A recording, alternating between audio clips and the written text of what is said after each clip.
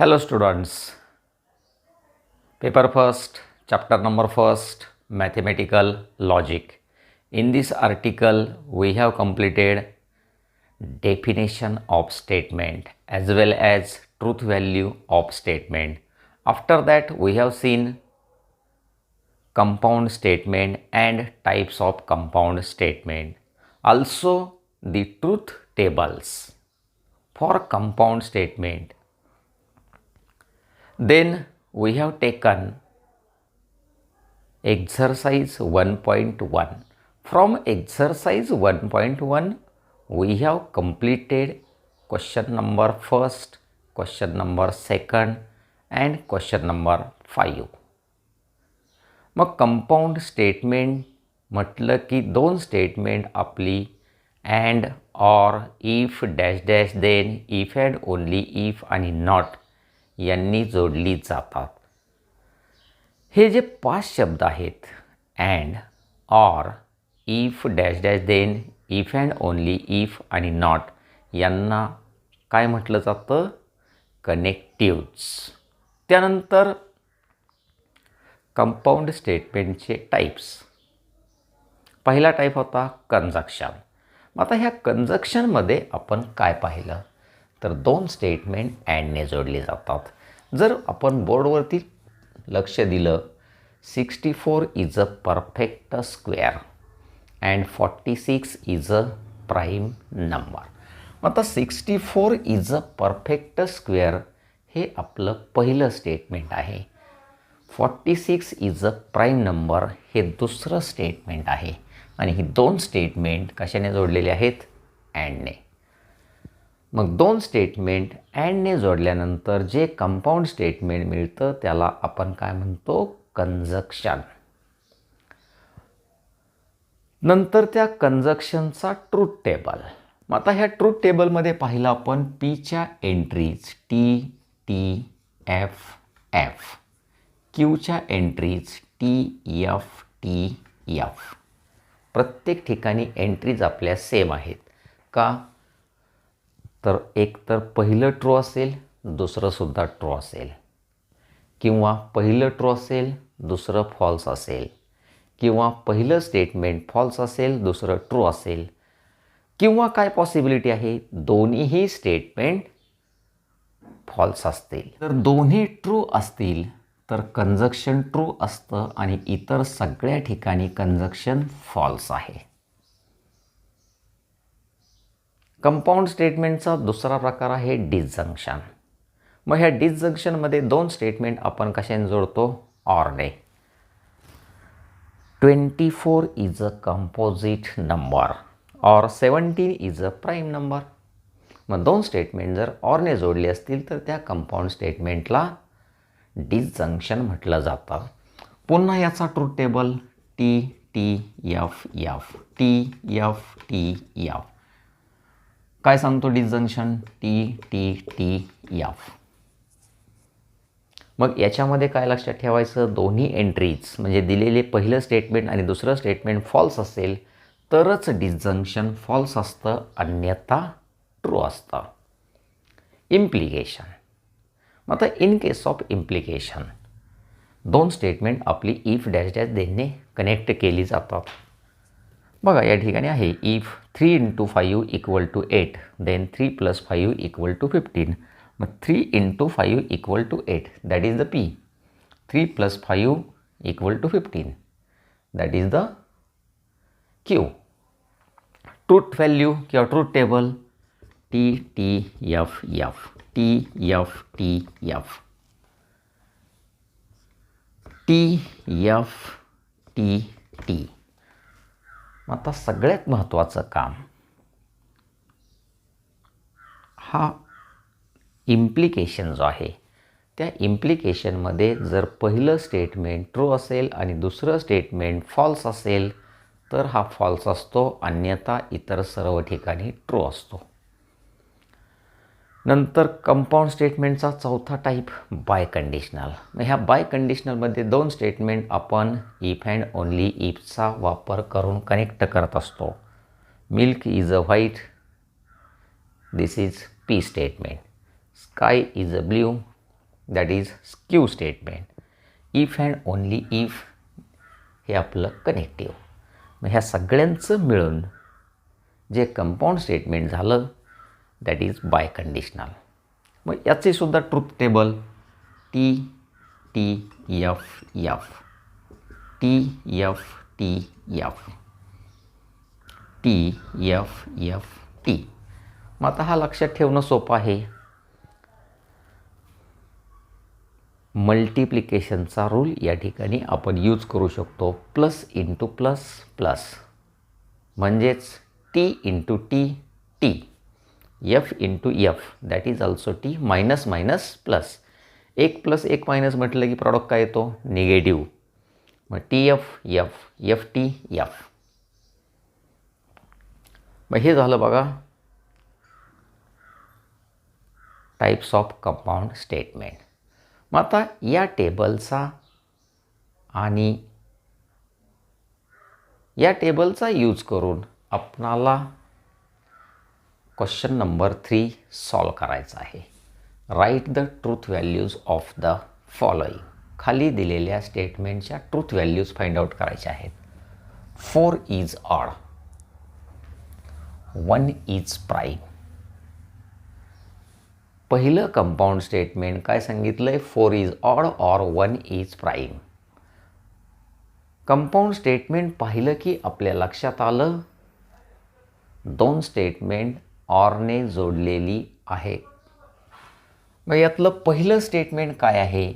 तर 4 is odd. आणि दुसरं स्टेटमेंट काय आहे? 1 इज प्राईम. मग जे पहिलं स्टेटमेंट आहे त्याला आपण पीने रिप्रेझेंट केलं, दुसऱ्या स्टेटमेंटला आपण क्यूने रिप्रेझेंट केलं. 4 इज ऑड, नंतर क्यू इज 1 इज प्राईम. अशा पद्धतीने आपण दोन स्टेटमेंट सेपरेट मांडलेली आहेत. मग आता यातलं पी इज ऑड हे ट्रू आहे का फॉल्स आहे? 1 इज प्राईम हे ट्रू आहे का फॉल्स आहे हे आपल्याला ठरवावं लागतं. त्याचबरोबर कंपाऊंड स्टेटमेंट कोणतं तयार झालं आहे? ऑरने जोडलं आहे, म्हणजेच P or Q. Hair P is true, Q is 4 is odd म्हणजे हे काय आहे? फॉल्स. 1 इज प्राईम हे सुद्धा काय आहे? False. Therefore the compound statement P or Q is. मग आता याची व्हॅल्यू कशी काढायची? तर पी फॉल्स आहे, क्यू फॉल्स आहे. दोन स्टेटमेंट ऑरने जोडलेले आहेत. डिसजंक्शनचा टेबल व्यवस्थित ऑब्झर्व करायचा. पीची एंट्री फॉल्स, क्यूची entry false. P or Q काय रिप्रेझेंट करतो? फॉल्स. ही झाली आपल्या कंपाऊंड स्टेटमेंटची value. Number second, 64 is a perfect square. मग जसं आपण क्वेश्चन नंबर फर्स्टमध्ये लिहिलं तसं आत्तासुद्धा लिहायचं आहे. Let P is 64 is a perfect square, Q is 46 is a prime number. आणि दोन स्टेटमेंट अँडने जोडलेले आहेत म्हणजे आपणाला टेबल डिसजंक्शनचा ऑब्झर्व करावा लागतो. 64 is a perfect square true आहे का फॉल्स आहे? याला आपण पीने रिप्रेझेंट केलं, हा पुढचा क्यूने रिप्रेझेंट केला. जसं या ठिकाणी लिहिलं आहे तसं सेपरेटली आपण आपल्या नोटबुकमध्ये लिहायचं आहे. त्यानंतर पी कसा आहे? ट्रू का फॉल्स? तर 64 is a perfect square, yes P is true. मग P is true. 46 is a prime number, Q is false. The compound statement. मग कोणतं कंपाऊंड स्टेटमेंट झालं आहे? तर पी आणि क्यू कशाने जोडलेत? अँडने. मग अँडचा टेबल पहिला ट्रू दुसरा फॉल्स. काय रिप्रेझेंट करतो? फॉल्स. मग P and Q is false. नाव number 3, 5 is a prime number. 1. 7 divides 94, 2. Let P is 5 divides prime number and Q 7 divides 94. 2 statement मांडली. मग 5 is a prime number. True आहे का फॉल्स आहे? It is true. 7 divides 94, it is false. दोघांच्या entries separate मांडल्यानंतर हे दोघं जण अँडने जोडलेत. P and Q is also false. See the number 4, it is not true that. मग शिकलो आपण लास्टच्या लेक्चरमध्ये it is not true that म्हणजेच आपणाला काय रिप्रेझेंट केलं जातं? निगेशन. आणि निगेशन हे सध्या तरी सिंगल स्टेटमेंटचं आहे. मग इथून पुढं आपलं statement 5 minus 3i is a real number. एकच स्टेटमेंट आहे. Let P is 5 minus 3i is a real number. मग आता हे ट्रू आहे का फॉल्स आहे? It is false. The compound statement. आता आपणाला कोणतं कंपाऊंड स्टेटमेंट मिळालं? तर बघा 5 मायनस 3i हा P. It is not true that हे त्याचं निगेशन. मग P काय आहे आपल्याकडं? फॉल्स. म्हणजे त्याचं निगेशन काय असणार? True. Number 5, if 3 into 5 equal to 8. मग 3 इंटू 5 इक्वल टू 8 हे झालं आपलं P statement. 3 plus 5 equal to 15 हे झालं Q स्टेटमेंट. ऑब्झर्व करूया आपण.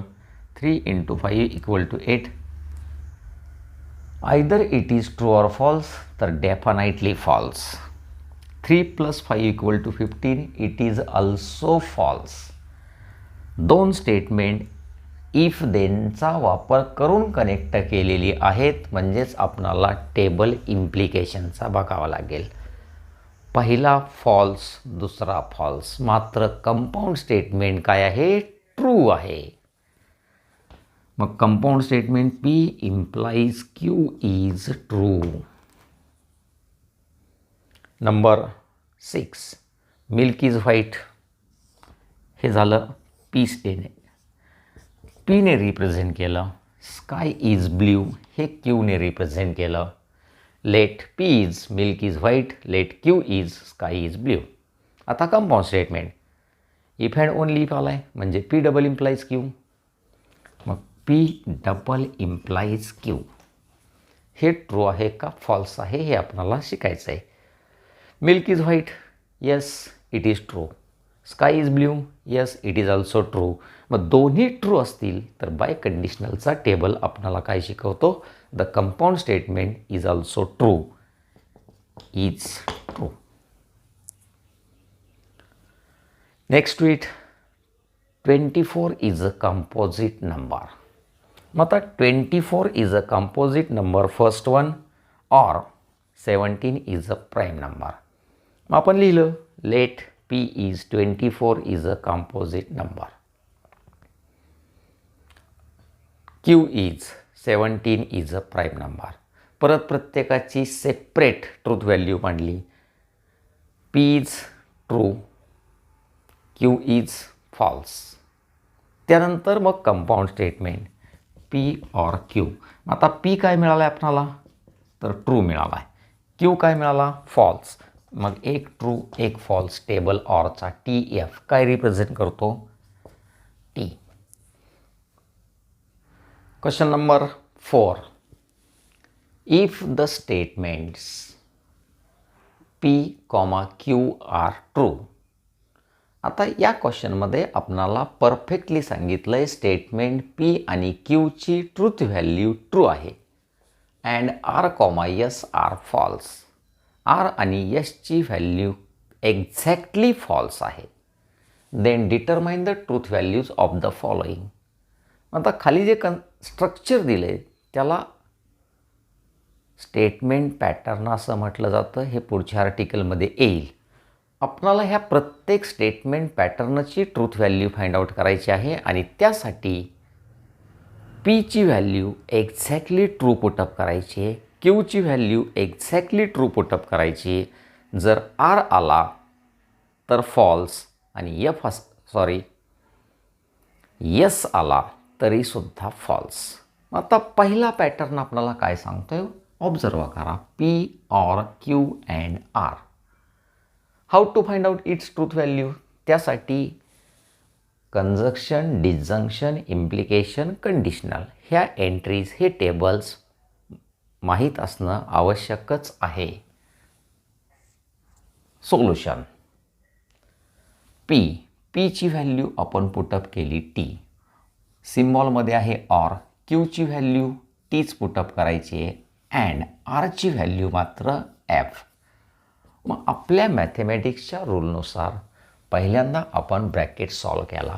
मग ह्या ब्रॅकेटमध्ये एक एंट्री टी दिसते, दुसरी एंट्री एफ दिसते आणि हे दोघंजण अँडने कनेक्ट केलेत. मग आपण कंजक्शनकडे गेलो. पहिला ट्रू, दुसरा फॉल्स. काय आला? फॉल्स. हा टी आहे असा ठेवला ऑर. यातला सिम्प्लिफाय केलं की फॉल्स मिळाला. आता पहिली एंट्री टी, दुसरी एंट्री एफ आणि टेबल ऑरचा. टी एफ काय रिप्रेझेंट करतोय तर टी. मग हा छोटासा क्वेश्चन आपणाला एंट्रन्सला विचारला जातो. 2 मार्काचा क्वेश्चन असतो. बोर्डला 1च मार्कसाठी हा क्वेश्चन विचारला जातो. P implies Q. Number second. मग नंबर सेकंड सॉल्व करताना पीची एंट्री ट्रू टाकली. इम्प्लाईज क्यूची एंट्री ट्रू. ब्रॅकेट आहे असा पुटअप केला. ऑर आर फॉल्स आहे. इम्प्लाईज यससुद्धा फॉल्स आहे. एक एक ब्रॅकेट सॉल्व करायला सुरुवात केली आपण. टी टेबल मात्र इम्प्लाईजचा केला ऑब्झर्व. टी काय रिप्रेझेंट करतो टी. ऑर एफ पुन्हा टेबल इम्प्लाईजचा, हा सुद्धा काय रिप्रेझेंट करतो एफ. मग आता एक ट्रू एक फॉल्स. टेबल ऑरचा काय आला तर एंट्री आली true. Number 3 Q and R or negation R and S. जसं सांगितलंय तसंच आपण व्हॅल्यूज पुटअप केल्या. क्यू ची एंट्री आपणाला पुटअप करायची आहे टी अँड आरची एंट्री एफ. ऑर निगेशन दिसतंय आहे असं ठेवलं. आरची एंट्री एफ अँड यसची एंट्रीसुद्धा एफ. आता एक एक गोष्ट. ह्या ब्रॅकेटमध्ये कोणाचंही सिंगल स्टेटमेंटचं निगेशन नाही. मग टी आणि एफ कशाने जोडलेत? अँडने. अँडचा टेबल आपल्याला काय शिकवतो? दोन्ही ट्रू असतील तरच ट्रू, अन्यथा सगळ्या ठिकाणी फॉल्स. मग याची एंट्री फॉल्स आली. ऑर या ठिकाणी आपल्याला निगेशन दिसतंय एका सिंगल याचं. अगोदर ते निगेशन करूया. फॉल्सचं निगेशन काय आलं मग? True and F. आता ब्रॅकेट सॉल्व करू आपण. हा एफ पहिला आहे असा. टी आणि एफ अँडने जोडलेत म्हणजेच या ठिकाणी तुमच्याकडं एंट्री आली ह्या दोघांची एफ आणि एफला ऑरचा टेबल ऑब्झर्व केला. एफ काय रिप्रेझेंट करतोय तर एफच. नंबर 4 टाकली पीची एंट्री ट्रू. इम्प्लाईज क्यूची एंट्री ट्रू. ब्रॅकेट पुटअप केला अँड निगेशन आरची entry F. That is equal to T table इम्प्लाईजचा.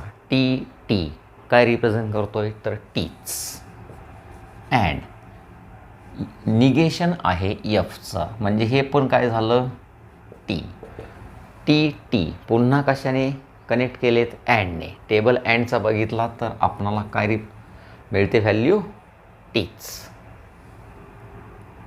Number 5 negation R. Bracket ठेवला, निगेशन ठेवलं, आरची एंट्री एफ डबल इम्प्लाईज, पीची एंट्री ट्रू इम्प्लाईज पुन्हा निगेशन, क्यूची एंट्री ट्रू. पहिल्यांदा ह्या ब्रॅकेटमध्ये कोणाचं निगेशन आहे का हे ऑब्झर्व केलं तर आहे. निगेशन एफ काय मिळाला, ट्रू डबल इम्प्लाईज, हा टी आहे असा, इम्प्लाईज ट्रूचं निगेशन फॉल्स. ब्रॅकेट सिम्प्लिफाय केला, टी टीला डबल इम्प्लाईज, टी टीला डबल इम्प्लाईज काय दाखवतोय तर टी इम्प्लाईज एफ. मग आता पहिली एंट्री टी, दुसरी एफ आणि टेबल इम्प्लाईजचा T F F. Then number 6 rectangular bracket आहे असा, निगेशन पी, पीची एंट्री टाकली टी अँड ब्रॅकेट निगेशन, क्यूची एंट्री पुन्हा टी अँड आरची एंट्री मात्र एफ. हा bracket complete, rectangular bracket complete, मधला ऑर, पुन्हा रेक्टेंग्युलर ब्रॅकेट, क्यूची एंट्री टी अँड आरची entry false, bracket complete, or पुन्हा दुसऱ्या ब्रॅकेटमध्ये P is true and R is false. That is equal to, आता ऑब्झर्व केलं तर या ठिकाणी निगेशन टी एकटाच आहे, म्हणजे याचं निगेशन करायला आपणाला काही अडचण नाही. याचं निगेशन केलं की एफ आला अँड ब्रॅकेटमध्ये, हा ब्रॅकेटमध्ये अगोदर ह्या ट्रूचं निगेशन केलं, हे फॉल्स झालं अँड पुढचा फॉल्स आहे असा हा ब्रॅकेट कंप्लीट ऑर. इकडं मात्र ह्या राऊंड ब्रॅकेटमध्ये कोणाचंही निगेशन नाही, त्यामुळं आपण लगेच अँडचा टेबल यूज करू शकतो. T and F that is F or T and F that is again F. That is equal to, हा पहिला एफ आहे असा and F and F it is also F, bracket complete झाला, or F or F that is also F. हा bracket simplify केला तर अँडला F येणार, ऑर एफ आणि F or F, the final answer is F. मग अशा पद्धतीने आपणाला कंजक्शन, डिसजंक्शन, इम्प्लिकेशन, बाय कंडिशनलचा वापर करता आला पाहिजे. बोर्डला क्वेश्चन याच्यावरती 1 मार्कचे असतात, एंट्रन्सला 2 मार्कचे क्वेश्चन असतात. Now see the remarks for CET and JEE. Remark number first, in conjunction. आता कंजक्शन म्हटलं की 2 स्टेटमेंट आपण अँडने कनेक्ट करतो. इन्स्टेड ऑफ अँडच्या ऐवजी we can use the words but, still, though, yet, moreover. मग 2 स्टेटमेंटच्या मध्ये जर बट असेल किंवा स्टील असेल किंवा दो असेल किंवा एट असेल किंवा मोर एव्हर असेल, त्याचबरोबर जर 2 स्टेटमेंटच्या मध्ये कॉमा असेल, म्हणजे but, and, still, though, yet, moreover यापैकी कुणीही नसेल आणि 2 स्टेटमेंटच्या मध्ये जर कॉमा असेल तरी पण त्याचा मीनिंग आहे it is a conjunction. For example, let P is 4 is an odd number, Q is 1 is a prime number. आता 4 is an odd number, 1 is a prime number he 2 statement आपण जर अँडने जोडली तर काय दिसेल आपणाला, 4 is an odd number and 1 is a prime number. हे झालं आपलं कंजक्शन. मग ह्या अँडच्या ऐवजी जर बट आला, इट इज ऑल्सो कंजक्शन. समजा 8 दिला असला, इट इज ऑल्सो कंजक्शन. 8 पण नसल तर दो असू शकतो, इट इज ऑल्सो कंजक्शन. दो सुद्धा नसेल तर मोर ओव्हरचा वापर केला जातो. आणि काहीच नसेल, 4 is an odd number comma 1 is a prime number, it is also conjunction. मग this thing is very important for our entrance examinations. After that remark number second, P implies Q is equivalent to. What is mean by P implies Q? मग P implies Q म्हटलं की आपणाला माहीत आहे दोन statement if देनचा वापर करून जोडलेली असतात. हेच घेतलं आपण P आणि Q. काय आहे P? 4 is an odd number. Q काय आहे? 1 is a prime number. If देनचा वापर करायचा आहे. If 4 is an odd number, then 1 is a prime number.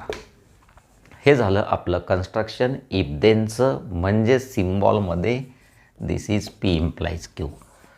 मग आता एंट्रन्सला आपणाला ह्या गोष्टी कशा पद्धतीने असतात बघा. P implies Q is equivalent to if P then Q. तेच आहे हे. if P then Q. म्हणजे हे नाही लक्षात ठेवलं तरी चालतंय. P implies Q. आता P implies Q म्हणजे काय? if thenच्या ऐवजी समजा आपल्याला सांगितलं 4 is an odd number आणि दोन स्टेटमेंटच्या मध्ये इम्प्लाइज हा जरी शब्द असला तरी त्याचा मीनिंग काय झाला? P implies Q म्हणजेच if P then Q 1 is a prime number. 4 is an odd number implies 1 is a prime number. ह्या कन्स्ट्रक्शनचा मीनिंग आहे if then म्हणजेच P implies Q. मग आता ह्या गोष्टींशी आपण परिचित आहोत. इम्प्लाइज हे सिम्बॉलमध्ये असतं, त्याचाच meaning if P then Q असतं. मग इथं आपण फसणार नाही, पण आपल्याला अडचण कुठं येते? C पासून. P only if Q. मग दोन स्टेटमेंटच्या मध्ये जर ओनली इफ असेल, या इम्प्लाइजच्या ऐवजी काय दिसलं आपणाला? Only if. तर आपलं कन्फ्युजन कशामुळं होतं? का तर डबल इम्प्लाइजचा मीनिंग आहे आपल्याकडं इफ अँड ओनली इफ. मग आपल्याकडून मिस्टेक अशी होऊ शकते की ओनली इफ म्हणजेच इफ अँड ओनली इफ. तर ते तसं नाही आहे. 4 is an odd number only if. मग ओनली इफ म्हणजेच it is equivalent to if P then Q. तिसरा मुद्दा काय सांगितला आहे? P sufficient for. ओनली इफच्या ऐवजी जर दोन स्टेटमेंटच्या मध्ये P is sufficient for Q म्हणजेच काय? 4 is an odd number is sufficient for 1 is a prime number. तर याचा सुद्धा मीनिंग काय आहे? If P then Q. Next to it, Q follows from P. आता अगोदर स्टेटमेंट Q असेल. काय आपलं Q statement? 1 is an odd number follows from 4 is a 1 is prime number follows from 4 is an odd number. मग आता अगोदर statement आपल्याकडं कोणतं आलंय? Q. नंतर कोणतं आलंय? P. दोघांच्या मध्ये कोण आहे? follows from. मग जरी अगोदर स्टेटमेंट Q असेल आणि नंतर P असेल तर याचा मीनिंग Q implies P असा नाही, तर याचा मीनिंग आहे P implies Q. हीच सेम केस आपणाला पुढच्या ह्याच्यात दिसते. Q is necessary for. मग फॉलोज फ्रॉमच्या ऐवजी जर नेसेसरी फ्रॉम जरी असला पण अगोदर स्टेटमेंट कोणता आहे? Q, नंतर P, आणि ह्या सगळ्यांचा मीनिंग काय झाला? P implies Q. Q whenever P same case. मग हे सगळे आपल्या नोटबुकमध्ये रिमार्क्स असलेच पाहिजेत. त्यानंतर remark number 3, P double implies Q is equivalent to. आता डबल इम्प्लाईज म्हटलं की आपल्याला माहीत आहे 2 स्टेटमेंट आपण कशाने कनेक्ट करतो, इफ अँड ओनली इफने. मग इफ अँड ओनली इफच्या ऐवजी आपण कशाचा वापर करू शकतो, आय डबल एफ. हा इफ अँड ओनली इफचा शॉर्ट फॉर्म आहे. P if and only if Q म्हणजेच P I double F Q. Number 2, P is equivalent to Q. मग P is equivalent to Q याचाच meaning P if and only if Q. Number C, P implies Q and Q implies P. मग आता construction कशी तयार होईल बघा. अगोदर P statement, implies, नंतर क्यू, परत दोघांच्यामध्ये अँड, पुन्हा क्यू स्टेटमेंट, इम्प्लाईज पी. याचाच अर्थ P double implies Q. Number D, P implies and implied by Q. पहिल्यांदा पी स्टेटमेंट, 2 स्टेटमेंटच्या मध्ये इम्प्लाईज अँड इम्प्लाइड बाय, आणि नंतर क्यू म्हणजेच पी डबल इम्प्लाईज क्यू. आणखी P is necessary and sufficient for Q. मग नेसेसरी अँड सफिशियंट एकत्र असेल 2 स्टेटमेंटच्या मध्ये तर याचासुद्धा मिनिंग काय आहे, पी डबल इम्प्लाईज क्यू.